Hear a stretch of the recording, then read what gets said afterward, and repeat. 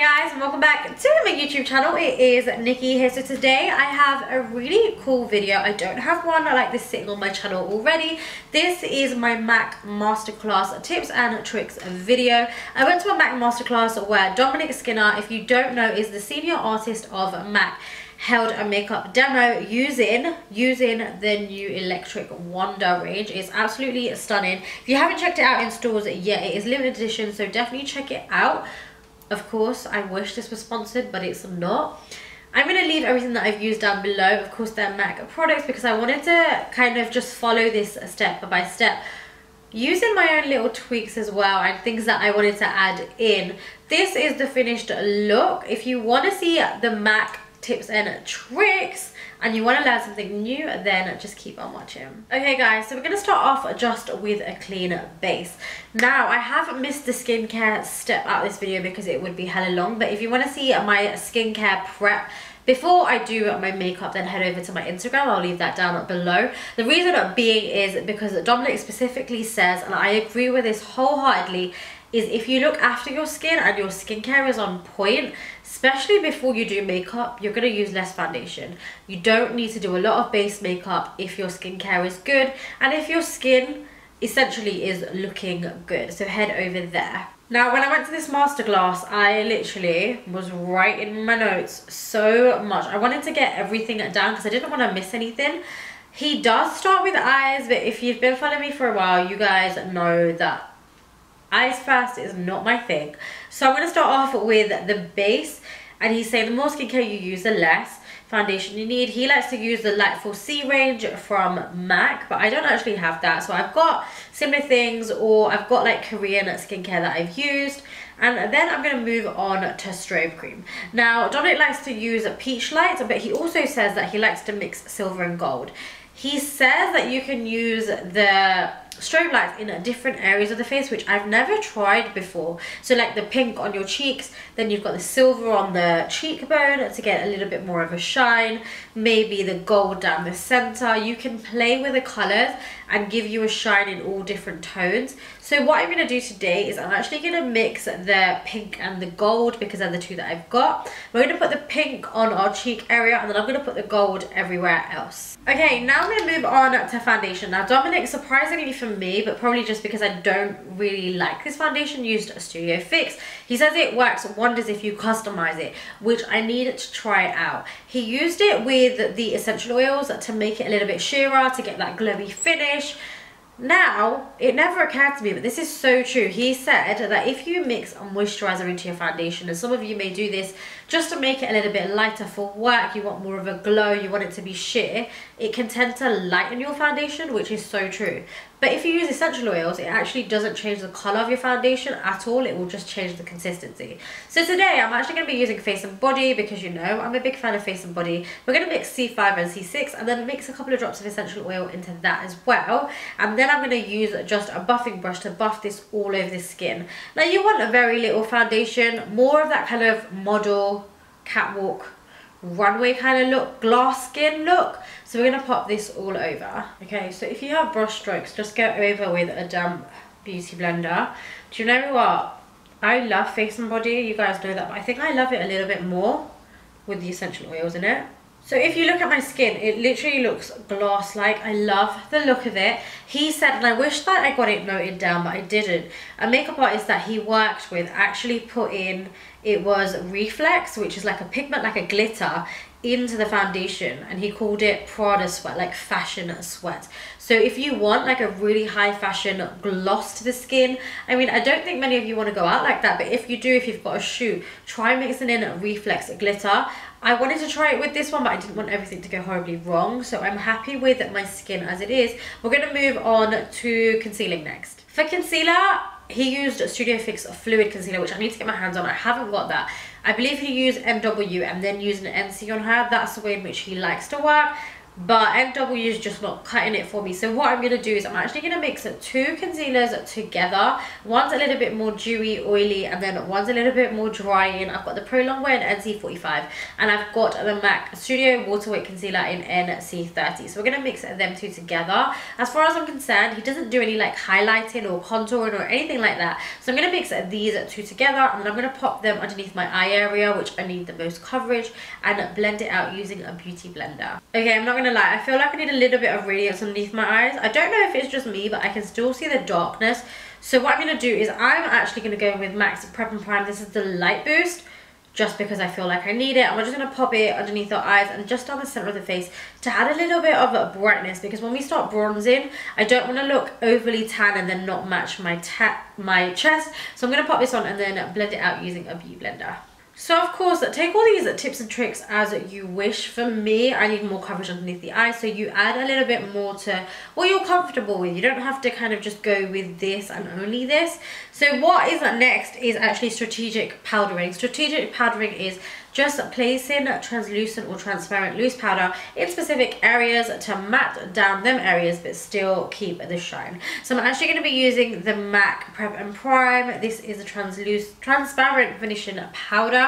I believe he used a Pro powder, and he had it in a little tube that he shook into his hand, and then he used a big fluffy brush just to kind of pack it in the areas. We're going to pack it on the chin. We're going to do the upper lip as well, because we don't want a sweaty upper lip. We're going to do it around the nose, and we're going to do the forehead as well to keep our cheeks a little bit more dewy. Now I'm going to bring to you the modern art of bronzing. I'm going to be using the Electric Wonder collection by MAC. How stunning. This is what the whole masterclass was based around. Now the inspiration, let me give it to you in quick, is to do with like festival season, Coachella vibes. We're kind of tipsy, we're drunk all the time, we're walking back to our tent really early in the morning, but then you see that glimpse of the sun setting, and it's that kind of vibe, and I totally dig it. I love it. So what I'm going to do is I'm actually going to be using, this is the Next to Nothing powder. Now I'm not going to lie to you guys, when the Next to Nothing powder came out, I was like, what is the point? Why do you need a powder that is next to nothing? But now I get it. This is the modern art of bronzing, which means that you don't need to put it in all the places that you would usually bronze, or where the sun would naturally hit you. Where you can put this wherever you want. I believe, if I'm honest, and this is the warmest one, this one is called Sun Soaked Strip Next to Nothing Bronzing Powder, is he put it over the nose, and then he put it on the cheeks. He kind of put it everywhere. Because it's so lightweight, you kind of can create a fake tan with it. So that's what I'm gonna do, and that's why I didn't want to be too tan with my foundation colors. So I'm gonna pop this in the usual places that I bronze, but then just use a really big fluffy brush, so I'm not being precise. It's kind of just going to be chucked all over, and I want to just take it down my neck and down my chest as well. Now I hope you guys can see that that's like a bronze, but you can't, I don't know how to explain it, you can't really tell, it's not specifically put anywhere, it's just bronze, you know what I mean? So next, I found this really weird, like I've never heard of this before. Dominic used, what was it, gingerly on the model that was quite fair. She was an NC30, just for shade reference. She used gingerly to contour with. So he said that warmer blush tones to actually contour with is now in. I don't have gingerly, so what I'm going to do is I'm going to take the tiniest bit of raisin because it's still warm, and we are just going to try and contour our cheekbones. Apparently, like, the warmth underneath there, it just sort of really worked on the model, but I've just never seen it done before. So we're going to try it for the first time. Let's dip into raisin and contour with this. Not only the slightest amount, we don't need to go heavy handed on this, just a tiny bit. I feel like it's so weird because this is a new way of looking at makeup. Like, until you go to these master classes or you learn from other people, and I think you can always learn from other people, do you know there's like different ways of wearing makeup, and sometimes these ways work for you, sometimes they don't. But this is definitely something that I'm going to incorporate into my daily, especially when I'm wearing blusher or bronzer actually, because it just warms up the skin so nicely. Next I'm going to go in with Peaches. This is what he used as a blusher. So we are going to apply this to the apples. We're going to take it a little bit more towards the temples, and then I'm also going to put this on, what I've written down in my notes is the nose bone, which is this bit. He just kind of takes a dusting of it just over the top Just, you know, when this bit gets a little bit red from the sun, I think that's what he was just trying to incorporate. So I'm going to pop on peaches in these areas. Then we are going to take a little bit of highlighter. This is Electric Wonder Iridescent Powder in Serenity Seeker. And the packaging on this, it reminds me of, do you know the Star Trek limited edition that MAC had? Do you guys know that one? Oh my god, it reminds me of that, like the pattern in it. This one looks stunning. So I'm going to take this just on like a big fluffy brush and then apply this to the usual places that I would highlight, just to give me that extra glow. So guys, this highlighter is not, if you like Jeffree Star blinding highlight, which I like sometimes, don't get me wrong. This highlighter is, do you know what? Hello skin, I look healthy, I look fresh, I'm dewy. I'm not sweaty, but I'm dewy and I'm glowy and I'm just really plump. If you want that kind of highlight, this one is a highlight to go for. Don't go for it, honestly, if you like a piercing, blinding highlighter. I like this sometimes. This is nice if you're doing like just a really nice natural look like this and then just put on lashes. It would look stun. Okay, now we are back. The eyebrows are done. We're going to move on to eyes. The skin is done and dusted. With my notes, I've written that he actually used Power Surge all over the eyes. So bearing in mind, he started off with the eyes. And I think he started off with a blank lid. I can't do that just because I've got so much darkness, you won't be able to see any colour. So initially, right now, I've got a little bit of concealer on there.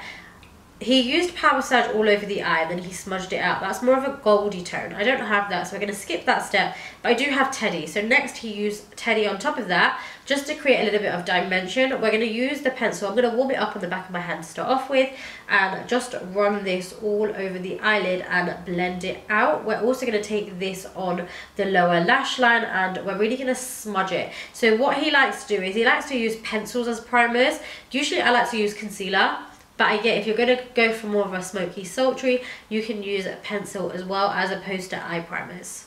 Okay, so Dominic actually says that he likes to smoke it out quite far down, which I was so happy about, because you guys know that I love that as well. I feel like when you smoke out lower on the lash line, it helps disguise dark circles as well. If you're concerned about this area, or concerned, can't speak, I'm getting so excited, or you're concerned about lines underneath your eyes, if you smoke out your shadow a little bit further, don't be too scared or afraid too, because it just kind of distracts away from them lines, I feel anyway. Now I'm going to be taking the Electric Wonder. This is the eyeshadow, and it's the Natural Vice, I believe it's called.